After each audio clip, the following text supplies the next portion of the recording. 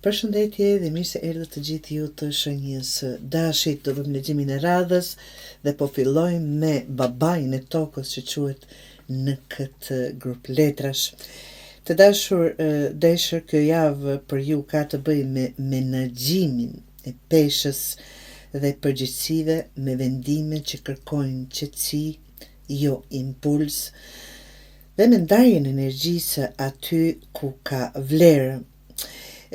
Babai i tokës tregon që po hyn në një fazë ku stabiliteti material dhe praktik është prioritet për ju të dashur. Ke nevojë të përqendrohesh tek qëndrueshmëria në punë, ekonomi ose organizim personal. Mos haro, gjërat duan strukturë, jo nxitim të dashur. Deshër, jep kohë dhe kujdes aty ku ka kthim, apo aty ku vërtet merr diçka. 2 të ajrit vjen si pasojë mbi ngarkesës të dashur, mbi ngarkesës mendore. Ka një vendim që e ke vonuar ose një situatë ku si e i qartë për drejtimin. Kjo letër të thotë ndalo, mos u përpiq ta zgjedhësh me forcë, analizo faktet, jo ndjenjat.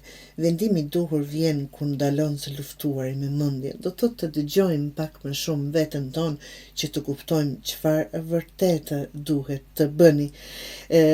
Hermit, që është vetmitari, shikoni këtu duke analizuar, është fazë pra e reflektimit, çfarëdo që dëshironi të arrini të dashur, është një fazë tërheqjes që të nevojitet pas kësaj pasigurie.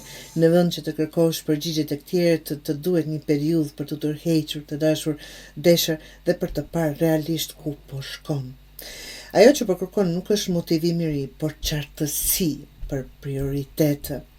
Dhe 10 të zjarit të dashur deshër, 10 të zjarit është e mbyll javën me një paralajmërim të qartë. Nëse nuk vendos kufi, do të digjesh nga mbi ngarkesa. Do thotë çfarëdo që je duke e bluar në përkok, çfarëdo që është mbi ngarkesë për ju këtë javë, mund të jetë për punë, mund të jetë në familje, mund të jetë për me partnerin, me veten e juaj, çfarëdo që të jetë, është një paralajmërim i qartë që duhet të vendosësh kufi dhe të mos marrësh përsipër, ndoshta për shkak të ndjenjës së përgjegjësisë ose frikës për të zhgënjur dikë gjë më shumë se që mund të përballoni të dashur.